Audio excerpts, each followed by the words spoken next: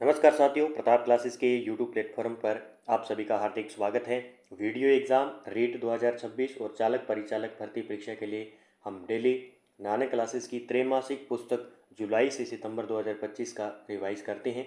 इसमें आज class number 3 है और जिसमें टॉपिक है हमारे पास प्रमुख योजनाएं एवं नीतियाँ और विविध जो अन्य करंट अफेयर्स के क्वेश्चन इसमें बनाए हुए हैं। तो जुलाई 2025 को आज हम कंप्लीट कर लेंगे। सभी साथी वीडियो को लाइक करें, शेयर करें और चैनल पर नए हैं तो चैनल को सब्सक्राइब कर लें। और मैं आपको साथ ही बता दूं, इस पुस्तक को आप किस प्रकार ऑर्डर कर सकते हैं और कैसे आप घर बैठे मंगवा सकते हो अगर आपके आसपास बाज़ार में ये पुस्तक उपलब्ध नहीं हो पाती है। तो आप इस पुस्तक को इस प्रकार मंगा सकते हो जुलाई से सितंबर 2025 वाली त्रैमासिक को। इसमें यहाँ पे देखो, आपको ये फ़ोनपे का स्कैनर है, ठीक है। तो बुक ऑनलाइन ऑर्डर करने के लिए दिए गए क्यूआर कोड पर 85 रुपये, वैसे ये बाज़ार में 40 रुपये भी मिलेगी, लेकिन आपका डाक का चार्ज लगकर ये 85 रुपये की मिलेगी। फ़ोनपे करके नाम, पता, pin code, post office, name, mobile number लिखकर और इस नंबर पर आपको क्या है व्हाट्सअप मैसेज कर देना है और पेमेंट का स्क्रीनशॉट भेज देना है और 85 रुपये का स्क्रीनशॉट भेज देना। आप जहाँ भी एड्रेस अपना लिखेंगे बिल्कुल सही लिखना है, मोबाइल नंबर सही लिखना है, पोस्ट ऑफिस का नाम सही लिखना है और आपका जहाँ भी आप बैठे हो, चाहे राजस्थान से बाहर बैठे हो या राजस्थान के अंदर बैठे हो या कहीं भी बैठे हो, तो डाक के द्वारा आपके पास ये पुस्तक पहुँच पाएगी। क्योंकि कुछ ऐसे क्षेत्र हैं राजस्थान के अंदर जहाँ पे ये पुस्तक बाज़ार के अंदर नहीं पहुँच पाती है, ठीक है। तो हम डाक के माध्यम से विद्यार्थियों तक पहुँचाते हैं। तो आप इस पुस्तक को अच्छी तरीके से ऑर्डर करें। अब कुछ 2-3 दिन दीपावली की छुट्टियां हैं, तो आप ऑर्डर करके छोड़ दें। जैसे ही दीपावली निकलेगी उसके बाद आपका ऑर्डर आप 5 से 6 दिन के अंदर पहुंच पाएगा, ठीक है। तो ज़रूर ऑर्डर करें और अच्छे तरीके से पढ़ें। तो दोस्तों, हम बात करते हैं प्रमुख योजना व नीतियों की। सबसे पहले हमारे पास योजना है वन धन योजना 2018। उद्देश्य आदिवासी समुदायों के लिए आजीविका के अवसरों को बढ़ाना है। योजना का संचालन जनजातीय मामलों के मंत्रालय और ट्राइफेड द्वारा किया जाता है। तो याद रखना, वन धन योजना 2018 की योजना है। हो सकता है कहीं ना कहीं पूछा जाए। तो इसका संचालन जो कर रहा है वो जनजाति मामले के जो मंत्रालय हैं और एक ट्राइफेड के द्वारा जो है ये संचालन किया जा रहा है। देखिए, आदिवासी समूहों का गठन। प्रत्येक वन धन विकास केंद्र में 10 से 15 आदिवासी स्वयं सहायता समूह का गठन किया जाता है, जिसमें प्रत्येक में 20 से 30 सदस्य होते हैं। प्रदेश के 12 बांसवाड़ा, डूंगरपुर, झालावाड़, सिरोही, प्रतापगढ़, कोटा, उदयपुर जिलों में संचालित है। 461 वन धन विकास केंद्र स्थापित किए गए हैं। तो ये आपको याद रखना है। आदिवासी समूह का गठन किया जाता है जिसमें 10 से 15 आदिवासी स्वयं सहायता समूह का गठन किया जाता है, जिसमें प्रत्येक व्यक्ति 22 से 30 सदस्य होते हैं। ये 12 बांसवाड़ा, डूंगरपुर, झालावाड़, सिरोही, प्रतापगढ़, कोटा, उदयपुर जिलों में संचालित है और वर्तमान में 461 वन धन विकास केंद्र स्थापित है। ये भी आंकड़ा आपको याद रखना है। अगली योजना है पंडित दीनदयाल उपाध्याय गरीबी मुक्त गांव योजना। पंडित दीनदयाल उपाध्याय गरीबी मुक्त गांव योजना शुरू हुई है 2 जुलाई 2025 को। उद्देश्य गाँव को गरीबी से मुक्त बनाना। कुल गाँव का चयन किया गया 10,000 गाँव का और प्रथम चरण में चयन 5,000 गाँव का, ठीक है। तो गरीबी से मुक्त करने के लिए चयन किया गया 10,000 गाँव का और पहला चरण जो होगा उसमें 5,000 गाँवों को गरीबी से मुक्त किया जाएगा। और ये योजना याद रखना है, पंडित दीनदयाल उपाध्याय गरीबी मुक्त योजना 2 जुलाई 2025 को चलाई गई है। गरीबी रेखा से ऊपर आए परिवारों को 21,000 की प्रोत्साहन राशि दी जाएगी और आत्मनिर्भर परिवारों को आत्मनिर्भर परिवार कार्ड मिलेगा और व्यय 300 करोड़ रुपए। सहायता व योजनाएं देखिए, इसमें इस प्रकार के ज़्यादा प्रश्न आते हैं। जैसे बीपीएल परिवारों को स्वरोजगार हेतु 1 लाख तक की सहायता दी जाएगी। महिला एसएचजी यानी स्वयं सहायता समूह में जो काम कर रहे परिवारों को 15,000 कार्यशील पूंजी। आवेदन हेतु प्रयास, आय सर्जन, कौशल विकास और वित्तीय समावेशन के आधार पर होगा भी, ठीक है। तो ये चीज़ें याद रखनी है कि बीपीएल परिवारों को स्वरोजगारी लिए कितना दिया जाएगा, 1 लाख रुपये। महिला एसएचजी जो स्वयं सहायता समूह परिवारों की है उनको 15,000 रुपये। इस प्रकार जिला रैंकिंग पुरस्कार देखिए त्रैमासिक। प्रथम पुरस्कार 50 लाख, द्वितीय स्थान पर 35 लाख और तृतीय स्थान पर 25 लाख रुपए जिला रैंकिंग पुरस्कार दिया जाएगा। अगली योजना है हमारे पास मुख्यमंत्री युवा रोजगार प्रोत्साहन योजना। युवा रोजगार प्रोत्साहन योजना उद्देश्य है युवाओं को करियर और आजीविका में सहायता। सहायता राशि है 10,000, एक मुश्त वित्तीय सहायता। शर्त क्या है इसमें कि प्रथम बार संगठित निजी क्षेत्र में नौकरी प्राप्त करने पर जिसमें आपका मासिक वेतन है 50,000 से अधिक नहीं होना चाहिए, तभी आपको ये इस योजना का लाभ उठा पाओगे। यानी कोई भी आप प्राइवेट सेक्टर में काम कर रहे हो तो वहाँ पे आपकी सैलरी 50,000 नहीं होनी चाहिए, अधिक नहीं होनी चाहिए। इसमें पात्र होगा युवा और रोजगार और स्वरोजगार को बढ़ावा देना। ठीक है, ये राज्य सरकार द्वारा चलाई जाएगी। अगली योजना हमारे पास पंडित दीनदयाल उपाध्याय शहरी विकास योजना। ठीक है, पंडित दीनदयाल उपाध्याय वो तथा गरीबी मुक्त ग्राम पंचायत वो योजना, ये है शहरी विकास योजना पंडित दीनदयाल उपाध्याय। देखिए इसमें हम बात करें, कुल आवंटन हुआ है 1250 करोड़ का और अवधि 7 वर्ष के लिए। मुख्य उद्देश्य है शहरी क्षेत्र का समावेशी विकास करना, पलायन को रोकना, सीवरेज या ड्रेनेज या सैनिटेशन और वेस्ट डिस्पोजल को सुदृढ़ बनाना, ये इसका मुख्य उद्देश्य है। ठीक है, तो ये योजना है पंडित दीनदयाल उपाध्याय शहरी विकास योजना। ठीक है, अब अगली योजना को पढ़ते हैं। मुख्यमंत्री नारी शक्ति उद्यम प्रोत्साहन योजना 2020-21 है। राजस्थान सरकार ने मुख्यमंत्री नारी शक्ति उद्यम प्रोत्साहन योजना की अवधि बढ़ाकर अब वित्तीय वर्ष 2028-29 तक कर दी गई है। यह योजना पहले 31 मार्च 2024 तक मान्य थी, जिसे बाद में 31 मार्च 2025 तक बढ़ाया गया था। हाल ही में महिला अधिकारिता विभाग द्वारा प्रस्ताव भेजे जाने के बाद वित्त विभाग ने योजना को 2028-29 तक के लिए स्वीकृत कर दिया। तो अब इसकी अवधि 2028 से 29 तक कर दी है। मुख्यमंत्री नारी शक्ति उद्यम प्रोत्साहन योजना। योजना के प्रमुख तथ्य देखिए, शुरुआत वर्ष 2020-21 में लाभार्थी अब तक 38,000 से अधिक महिलाओं ने आवेदन किया है, जिनमें से 4,000 से अधिक को ऋण भी स्वीकृत हो गया है।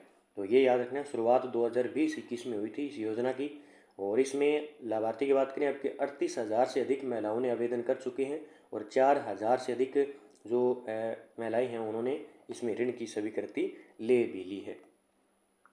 ऋण की सीमा देखिए, व्यक्तिगत महिला उद्यमी और स्वयं सहायता समूह के लिए 50 लाख तक और क्लस्टर या फेडरेशन के लिए 1 करोड़ तक। अनुदान देखिए, सामान्य श्रेणी की महिलाओं को ऋण राशि का 25% तक अनुदान, वंचित वर्ग जैसे विधवा, जैसे परित्यक्ता है, हिंसा से पीड़ित है या दिव्यांग अनुसूचित जाति जनजाति को 30% तक अनुदान दिया जाएगा इसमें। तो ये योजना आपको याद रखनी है, मुख्यमंत्री नारी शक्ति उद्यम प्रोत्साहन योजना 2020-21 की, और इसकी जो वित्त विभाग ने योजना को 2028-29 तक के लिए भी प्रस्ताव भेजे जाने तक स्वीकृति दे दी है। ठीक है, और इसमें जो याद रखना है वो है ऋण सीमा याद रखनी है आपको भी, जो व्यक्तिगत महिला उद्यमी है समय 50 लाख तक, क्लस्टर या फेडरेशन के लिए 1 करोड़ तक, बाकी अनुदान जो हमने पढ़ा। अगली ग्लोबल कैपेबिलिटी सेंटर GCC नीति है, नीतियाँ पढ़ लेते हैं क्योंकि ये ओनली जुलाई मंथ की ही योजना व नीतियाँ हैं। राजस्थान जल्द ही ग्लोबल कैपेबिलिटी सेंटर नीति लागू करने वाला है। इसका मुख्य उद्देश्य है कि युवाओं और विशेषकर महिलाओं को बड़े शहरों बेंगलुरु, चेन्नई, मुंबई, हैदराबाद आदि में नौकरी पाने के लिए बाहर जाने की आवश्यकता न पड़े, बल्कि उन्हें राजस्थान में ही MNC, IT और स्टार्टअप सेक्टर में रोजगार मिल सके, इसलिए ये ग्लोबल कैपेबिलिटी सेंटर नीति लागू की गई है। इसमें देखिए क्या क्या फ़ायदे होंगे। GCC नीति के फ़ायदे, प्रदेश में अवसरों की वृद्धि। ठीक है, इससे ये होगी महिलाओं के लिए अनुकूल वातावरण होगा, आर्थिक व इंफ्रास्ट्रक्चर विकास होगा। ठीक है, और आगे देखिए इससे क्या फ़ायदा होगा, इससे जैसे सुविधाएं और प्रोत्साहन नीति। ठीक है, तो ये इसमें दिए हुए हैं क्या क्या हमें फ़ायदे होंगे क्या क्या। अगली योजना है गोवर्धन जैविक उर्वरक योजना। गोवर्धन जैविक उर्वरक योजना प्राकृतिक खेती व गोवर्धन योजना भी कहते हैं। देखिए, बेल आधारित खेती पर अनुदान, बेलों से खेती करने वाले किसानों को 30,000 प्रति वर्ष की अनुदान राशि दी जाएगी। जो खेती अब बेल से कर रहे हैं जो किसान साथी, उनको क्या सरकार दे रही है अनुदान राशि 30,000 प्रति वर्ष। गोवर्धन जैविक उर्वरक योजना, गोवर्धन जैविक उर्वरक योजना के तहत प्रत्येक किसान को गोवंश आधारित खाद उत्पादन के लिए 10,000 रुपये या इकाई निर्माण लागत का 50% जो भी कम हो, एक मुश्त वित्तीय सहायता के रूप में प्रदान किया जाता है। कृषि अनुदान, उन्नत बीज, मृदा संरक्षण परीक्षण, कृषि यंत्रों पर अनुदान। मुख्यमंत्री भजनलाल शर्मा का नेतृत्व किसान केंद्रित योजनाएं जमीनी हकीकत बनकर जीवन में बदलाव ला रही है। आगे देखिए, ई नाम पोर्टल किसानों की बाजार तक पहुंच को डिजिटल माध्यम से बेहतर किया गया। ये भी याद रखना, ई नाम पोर्टल का संबंध है किसान से। ठीक है, देखिए हाल ही हील इन राजस्थान नीति, ये प्रश्न आता ही आता है। Heal in Rajasthan 2025, heal in Rajasthan नीति 2025 देखिए घोषणा की गई 14 जुलाई को मुख्यमंत्री श्री भजनलाल शर्मा की अध्यक्षता में मंत्रिमंडल की बैठक में। तो ये याद रखना है 14 जुलाई को। तो ये 2025 की है हील इन नीति। क्या है देखिए इसके बारे में, राजस्थान को विश्व स्तरीय स्वास्थ्य सेवाओं और मेडिकल टूरिज्म हब बनाना है। क्या बनाना है? स्वास्थ्य सेवाओं और मेडिकल टूरिज्म हब बनाना है। निवेश को बढ़ावा देना, रोजगार सृजन और चिकित्सा क्षेत्र में आर्थिक विकास, राज्य में गुणवत्तापूर्वक चिकित्सा सुविधाएं, मेडिकल वैल्यू ट्रेवल को बढ़ावा देना है। मुख्य बिंदु देखिए, मेडिकल वैल्यू ट्रेवल नीति हील इन राजस्थान नीति 2025 को मंजूरी। एमवीटी डेस्टिनेशन के रूप में राजस्थान का चयन, सार्वजनिक निजी भागीदारी मॉडल को बढ़ावा देना, यानी पीपीपी पर आधारित जो मॉडल है उसको बढ़ावा देना। इस हील इन नीति राजस्थान 2025 का मुख्य उद्देश्य 14 जुलाई 2025 ये डेट आपको याद रखनी है। आगे देखिए, अगले पॉलिसी की हम बात करते हैं। Rajasthan township policy 2025, Rajasthan township policy 2025 का अनुमोदन देखिए घोषणा, नगरीय क्षेत्रों में सुविधाओं की उपलब्धता सुनिश्चित करते हुए नियोजित विकास हेतु नई टाउनशिप पॉलिसी 2024 लाई गई है।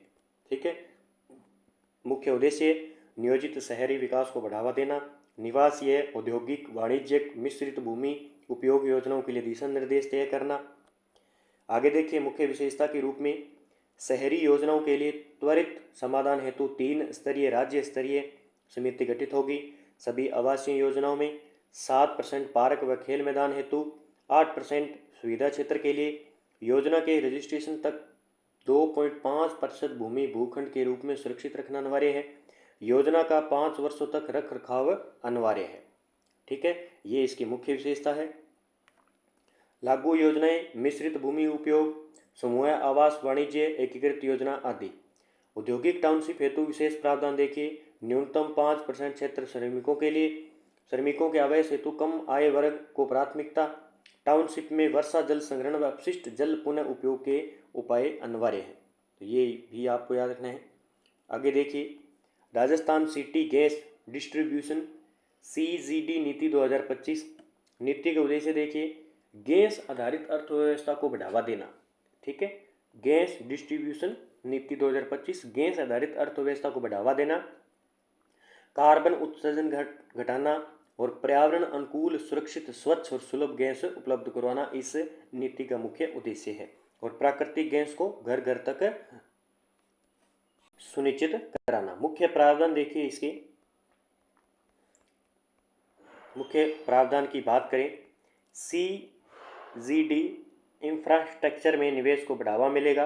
एक तो PNG और CNG नेटवर्क को छोटे शहरों और नगरों तक विस्तार होगा। भूमि आवेदन और अनुमोदन की प्रक्रिया सरल व समयबद्ध बनाई गई। CGD कंपनियों को अनुमति और संचालन में सुविधाएं। नीति 31 मार्च 2029 तक प्रभावी रहेगी और ये किसी अन्य नीति के लागू होने तक। तो अब ये डेट भी आप रख लें कि 31 मार्च 2029 तक ये नीति लागू रहेगी। आगे देखिए, राजस्थान एकीकृत स्वच्छ ऊर्जा नीति 2024 संशोधित है। 2024 की नीति में संशोधित को कैबिनेट बैठक में स्वीकृति। देखिए, लाभार्थी कौन होंगे इस राजस्थान एकीकृत स्वच्छ ऊर्जा नीति के अंदर? वे निवेशक जिनके पास 1000 मेगावाट या अधिक अक्षय ऊर्जा या ग्रीन हाइड्रोजन परियोजनाएं हैं। Rising Rajasthan global investment summit के तहत MOU साइन किए हुए हैं, लेकिन PPA पावर परचेज एग्रीमेंट या कनेक्टिविटी उपलब्ध नहीं है। ठीक है, और प्रावधान क्या क्या है? अक्षय ऊर्जा निगम में भूमि हेतु पंजीयन और शुल्क जमा करवाने पर राजस्व विभाग द्वारा सेट अपार्ट भूमि आवंटन की अनुशंसा की जा सकेगी। और आगे देखिए, भूमि आवंटन की समय अवधि, पहला 1 के हिस्सा 3 वर्षों में आवेदन और भुगतान, दूसरा 1 के हिस्सा 4 से 6 वर्षों में और शेष बची भूमि 7 से 9 वर्षों में आवंटन। ठीक है, अब उद्देश्य देखिए इसी नीति का, मेगा स्केल अक्षय ऊर्जा और ग्रीन हाइड्रोजन परियोजना को तेजी से भूमि आवंटित सुविधा, राइजिंग राजस्थान निवेशकों को भूमि सेट अपार्ट लाभ देना, बिना पीपीई कनेक्टिविटी वाले निवेशकों को अवसर। ठीक है, अब देखिए बड़ी गजब की योजना है और एग्ज़ाम में आ सकती है। प्रधानमंत्री धन धान्य कृषि योजना, और ये इंपॉर्टेंट लगती है मुझे, एग्ज़ाम में आएगी, धन धान्य कृषि योजना। वीडियो एग्ज़ाम में अवधि वित्त वर्ष 2025-26 से 6 वर्ष तक। वार्षिक बजट है 2400 करोड़ रुपए प्रति वर्ष और 24,000 करोड़ प्रति वर्ष। लक्ष्य 100 कृषि उत्पादन में पिछड़े जिलों का विकास। लाभार्थी लगभग 1.7 करोड़ किसान। संरचना 11 मंत्रालयों की 36 योजनाओं का समन्वय किया गया है। मुख्य उद्देश्य उत्पादन वृद्धि, फसल विविधता, सिंचाई, आधुनिक भंडारण और किफ़ायती कर्ज। ठीक है, अब देखिए बूस्टर डोज, हरित ऊर्जा निवेश बढ़ावा। एनटीपीसी अपनी ग्रीन ऊर्जा unit NTPC green energy LTD में करीब 20,000 करोड़ तक निवेश की मंजूरी। पिछली सीमा 7500 करोड़ से सुधार। उद्देश्य 2032 तक 60 गीगावाट अक्षय ऊर्जा क्षमता प्राप्त करना 2032 तक। ये आंकड़ा आपको याद रखना है। आगे देखिए, एनएलसी इंडिया अपनी पूर्ण स्वामित्व वाली इकाई एनआईआरएल में 7,000 करोड़ का निवेश, सामान्य मंजूरी की आवश्यकता से छूट। लक्ष्य देखिए 2030 तक 10.11 गीगावाट और 2047 तक 32 गीगावाट अक्षय क्षमता शामिल करना। ठीक है, फिर आगे है बायो फोर्टिफाइड मिलेटी यूनिटी बार योजना। शुभारंभ उप मुख्यमंत्री और महिला एवं बाल विकास मंत्री दिया कुमारी द्वारा। जयपुर विद्यानगर से पायलट वितरण की शुरुआत। लक्ष्य आयु वर्ग 3 से 6 वर्ग के आंगनबाड़ी केंद्रों में आने वाले बच्चों के लिए है। प्रेरणा स्रोत है श्री अन्न योजना से संबंधित। तो बायो फोर्टिफाइड मिलेटी न्यूट्री बार योजना। आगे देखिए, सहयोग सीएसआर कॉरपोरेट सामाजिक उत्तरदायित्व संस्थाएं हैं। पाथ और GIZ और हार्वेस्ट प्लस। पायलट जिले हैं जयपुर प्रथम सांगानेर ग्रामीण और उदयपुर आदिवासी क्षेत्र परियोजना फलासिया, ये पायलट जिले हैं बीच में।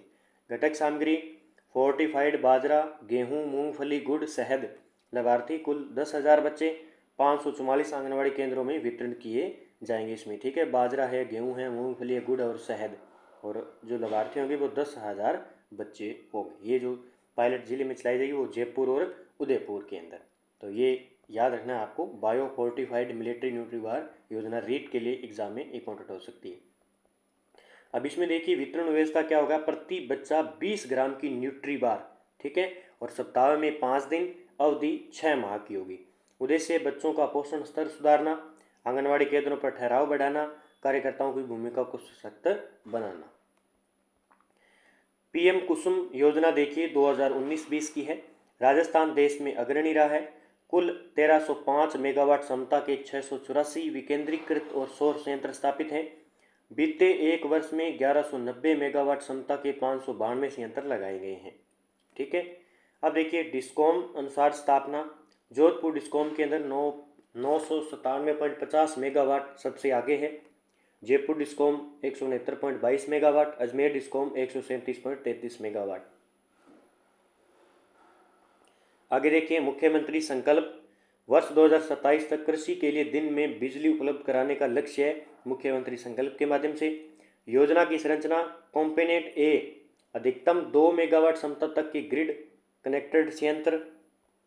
आगे देखें, और कॉम्पोनेंट सी अधिकतम 5 मेगावाट तक के संयंत्र।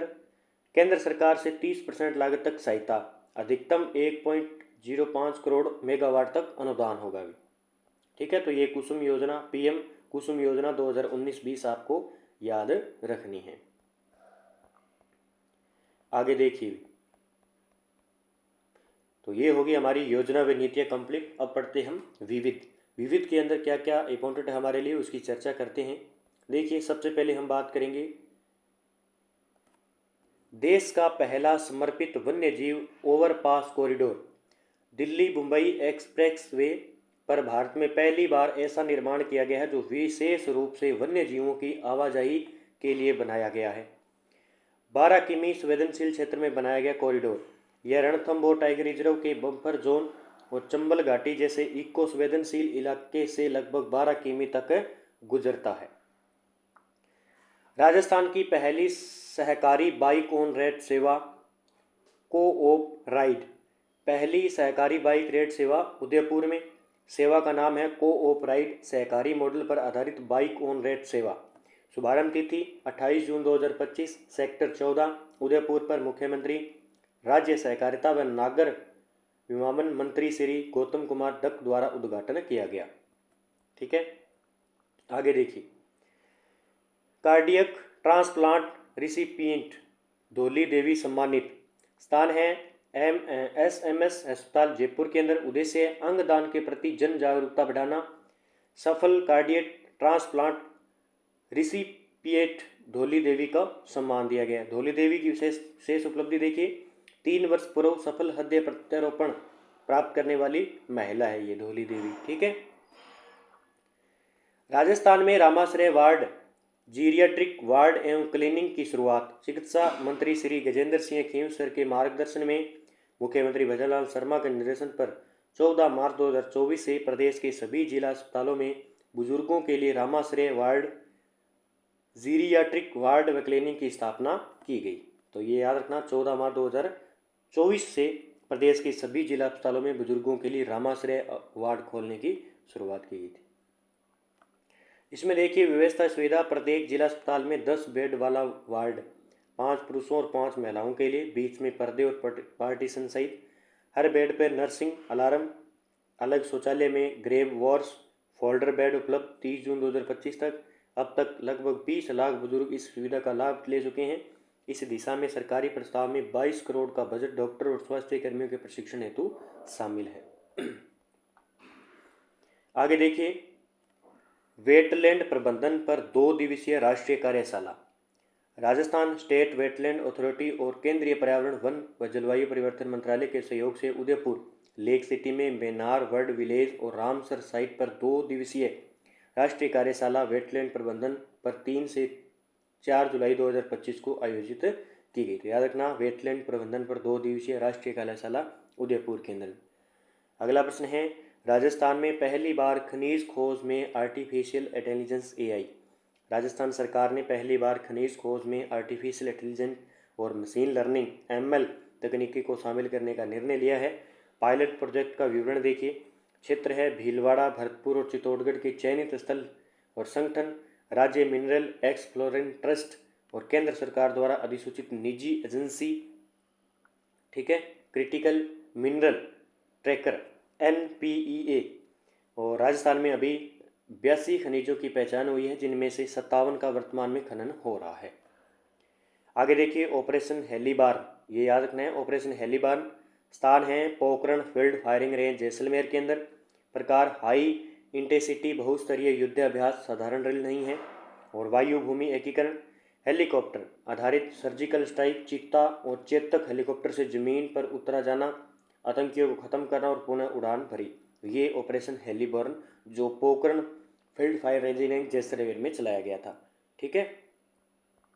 फिर अगले हैं ट्राइबल टूरिस्ट सर्किट। राजस्थान सरकार ने बजट 2025-26 के बजट में 100 करोड़ की व्यवस्था की है, जिसका उद्देश्य आदिवासी बहुल इलाकों में ट्राइबल टूरिस्ट सर्किट विकास करना।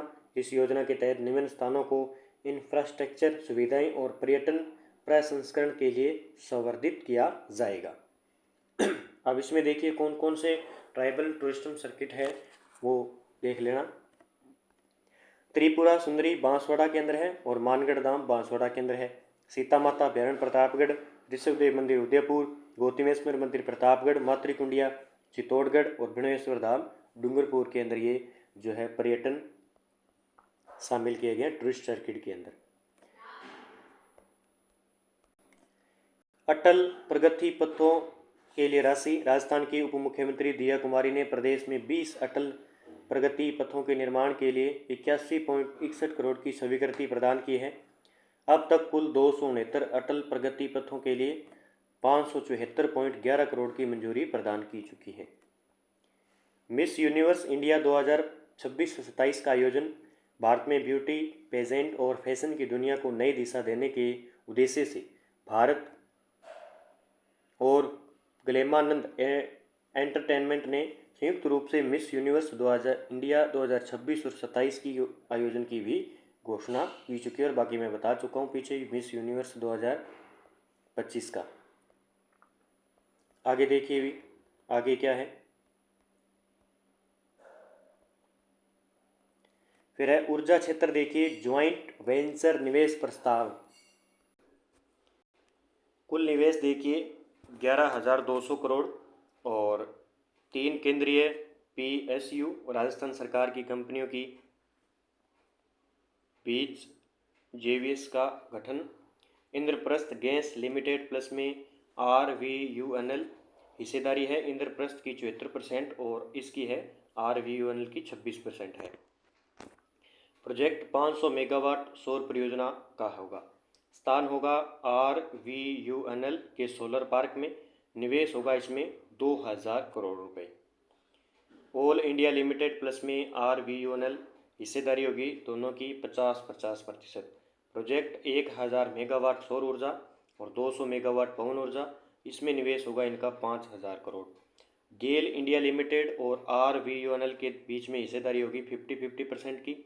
ठीक है, इसमें ये क्या करेंगे, हस्तांतरण। Dholpur gas power plant 300 megawatt और रामगढ़ पावर प्लांट 270.50 मेगावाट। अतिरिक्त प्रोजेक्ट देखिए 750 मेगावाट सौर ऊर्जा और 250 मेगावाट पवन ऊर्जा। निवेश होगा 4200 करोड़ का। लाभ देखिए संचालन दक्षता में वृद्धि, गैस आपूर्ति सुनिश्चित। फिर देखिए अप्रधान खनिज लीज व क्वारी लाइसेंस धारकों हेतु राहत। प्रार्थना पत्र की अंतिम तिथि बढ़ी। क्वारी लाइसेंस व अप्रधान खनिज लीज धारकों के लिए आवेदन की अंतिम तिथि 30 सितंबर 2025 तक बढ़ाई गई है। नियमों में संशोधन, इसके लिए राजस्थान अप्रधान खनिज रियायत नियमावली 2017 के नियम 9(3)(a) व नियम 10, ये हमारे लिए इतना इम्पोर्टेंट नहीं है। ठीक है, आगे बढ़ते हैं। राजस्थान में 60 गीगावाट क्षमता वाले सौर, पवन और हाइब्रिड ऊर्जा प्रोजेक्ट, ये हमने पढ़ चुका है पीछे, अच्छी तरीके से पढ़ लिया हमने।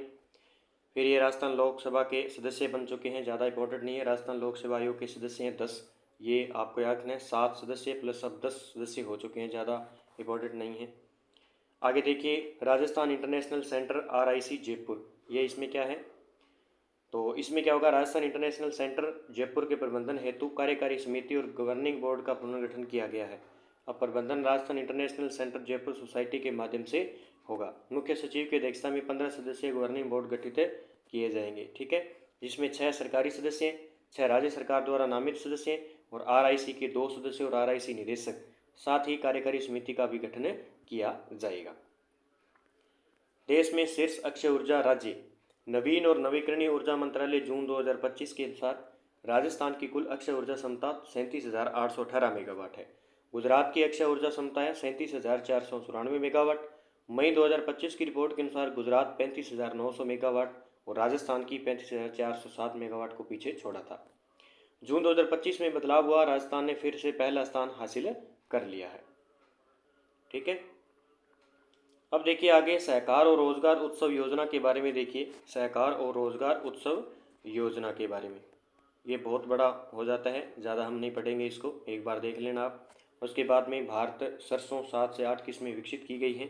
ठीक है, तो ये भारतीय सरसों अनुसंधान संस्थान भरतपुर द्वारा, और विकसित किस्में हैं भारत सरसों 7, ठीक है, और भारत सरसों 8, दोनों याद रखने आपको। फिर है रूढ़ सिक्कों की 60वीं बोर्ड बैठक हुई। ठीक है, ये याद रखना है। नगरीय की विकास और आवासन मंत्री श्री झाबर सिंह खर्रा ने DLB मुख्यालय के सभागार में आयोजित हुई रूढ़ सिक्कों की 60वीं बोर्ड बैठक, ये याद रखना है आपको, अध्यक्षता की। बैठक में RUIDP और रूढ़ सिक्कों और RAVIL द्वारा केंद्र और राज्य पोषित योजना PMY और AMRUT की समीक्षा की गई और योजना को समयबद्ध और गुणवत्तापूर्ण कार्य करवाने के लिए निर्देश दिए गए। तो इनकी फुल फॉर्म भी याद कर लेना। आगे है गोरबिया सोलर पावर परियोजना। गोरबिया सोलर पावर परियोजना फलोदी जिले की भाप तहसील के बड़ी सिड गांव में 435 मेगावाट क्षमता का सोलर प्लांट शुरू किया गया। तो याद रखना ये गोरबिया सोलर पावर परियोजना कहाँ पे है, फलोदी जिले के अंदर। ठीक है। उद्घाटन तिथि है 19 जुलाई 2025 को, केंद्रीय नवीन और नवीकरणीय ऊर्जा मंत्री प्रहलाद जोशी ने। ठीक है। आगे देखते हैं। आगे है कि सांबर झील high speed railway test track परियोजना जयपुर जोधपुर रेलमार्ग पर high speed railway test track, और स्थान है सांबर झील क्षेत्र, विशेष रूप से नावा के पास में, और लंबाई होगी 64 किलोमीटर लंबा ट्रैक होगा ये सांबर झील हाई स्पीड रेलवे। आगे राजस्थान अब आईडी क्या है। राजस्थान डिजिटल हेल्थ मिशन के तहत आमजन के हेल्थ रिकॉर्ड को डिजिटल संधारित करने व स्वास्थ्य सेवाओं को सुगम बनाने के लिए अब तक 6 करोड़ 30 लाख से अधिक लोगों को आबा आईडी बनाकर राजस्थान देश में दूसरे स्थान पर रहा है। ठीक है। तो आबा ID Ayushman Bharat health account, ये आपको याद रखना है। आयुष्मान भारत हेल्थ अकाउंट, ये कहीं ना कहीं फुल फॉर्म आपसे पूछी जा सकती है। और अंक कितने इसमें, 14 अंकों की ये आबा आईडी है। प्रधानमंत्री आवास योजना 2.0 के तहत ग्रीन होम सर्टिफिकेट वितरण की शुरुआत, ये वीडियो के एग्जाम में आ सकता है। प्रधानमंत्री आवास योजना 2.0 कार्यक्रम का उद्देश्य वही ग्रीन होम सर्टिफिकेट वितरण कस्टम करना शुरुआत की गई है। मेजबान संस्था है आवास फाइनेंस लिमिटेड। योजना का लक्ष्य शहरी क्षेत्र में 1 करोड़ गरीब और मिडिल क्लास परिवारों को घर उपलब्ध करवाना। प्रारंभ स्थान उदयपुर राजस्थान से। आगे है बागिन मछली T16 का स्मारक, देखिए भी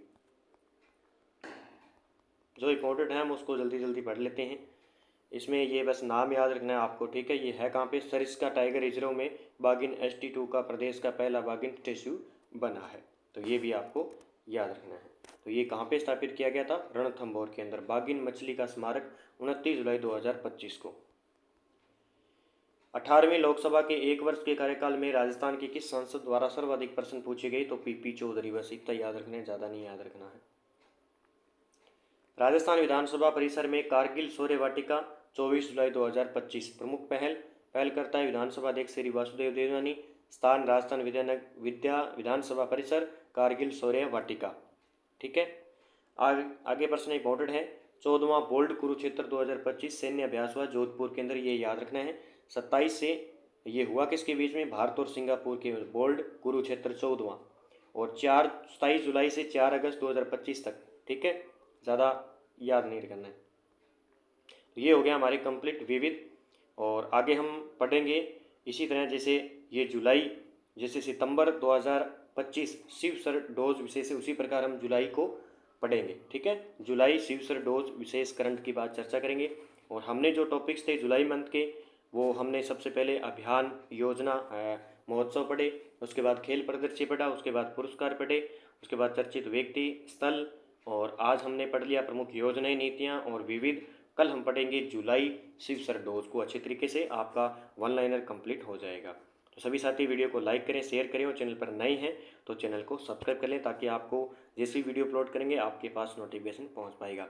और प्रताप क्लासेस के टेलीग्राम को भी ज्वाइन कर लो, वहाँ पे आपको PDF लिंक और नोटिफिकेशन मिलते रहते हैं। जय हिंद, जय भारत दोस्तों।